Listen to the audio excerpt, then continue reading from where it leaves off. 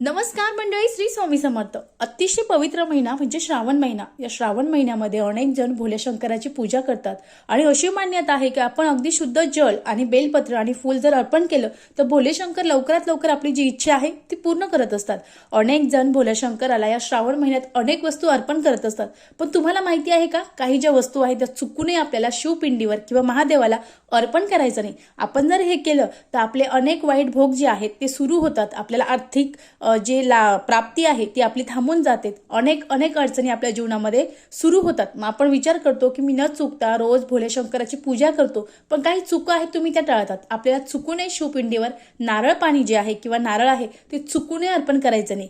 यासोबत आपल्याला चुकूनही शिवपिंडीला हळद कुंकू अर्पण करायचं नाही. आणखीन काही गोष्टी आहेत, खाली जो त्रिकोण दिसतो त्याला टच करा आणि संपूर्ण माहिती मिळवा. श्री स्वामी समर्थ. धन्यवाद.